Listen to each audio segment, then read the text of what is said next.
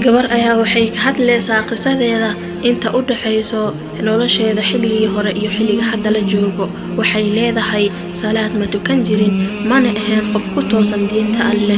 Noloshayda waxay iska ahayd sida nolosha gabdhaha kale, oo waqtigayga waxaan ku lumin jiray heesahaas iyo filimaanta, shoobin iyo dalxiis. Tani waa nolosheeda. Waxay leedahay habeenada ka mid ah ayaan ka soo laabtay baashaal kaasoo ku saabsanaa dunuub iyo macaasi. Waxaan ahaa qof aad u faraxsan.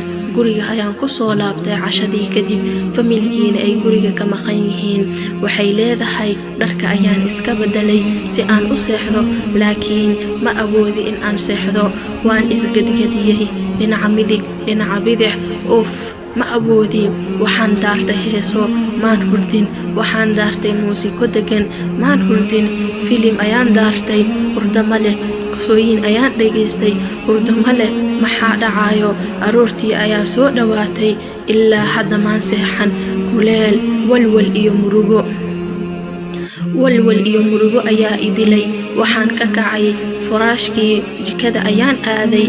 Waxay leedahay talow maxaan sameeyaa? Mindi ayaan arkay. Markaas kadib ayaan isdhahay, maxaan mindida u soo qaadan waayay oo aan isku dili waayay? Bas waan isdilayaa. Waxaan rabaa in aan nasto. Leedahay qosolka iyo ciyaarta naftayda ayaan ku qiyaami jiray.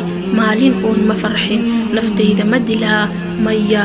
Waxaan ku soo laabtay qolkayga, daaqada ayaan furay. Waxaan fiiriyey samada, waa wada mugdi.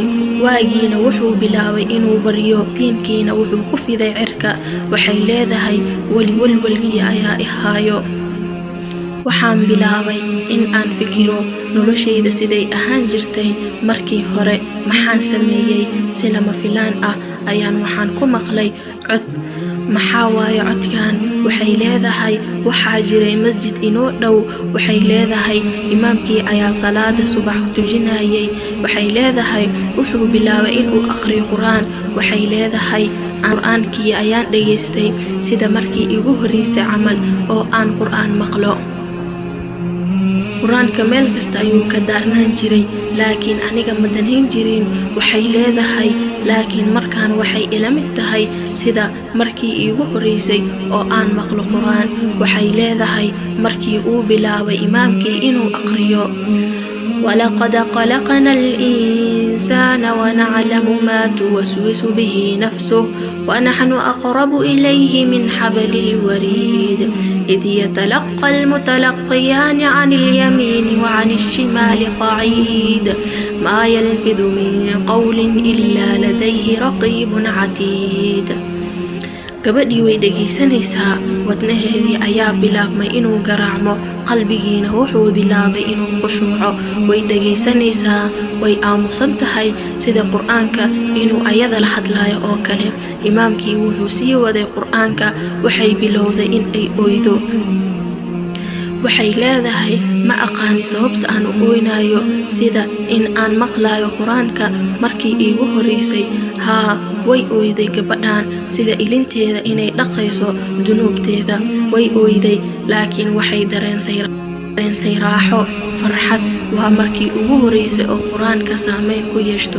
waxay leedahay waan soo qubaystay, waana soo weys qaatay. waxaan tukaday salaadii subax.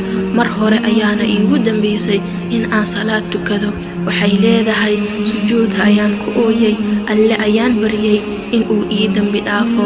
waxay leedahay markaas kadib waxaan bilaabay in aan toosnaado oo aan alle ku noqdo subxaanahu wa tacaala ayadoo leh إلهي لا تعذبني فإني مقر بالذي قد كان مني فكم من زلة لي في البرايا وأنت علي ذو فضل ومن.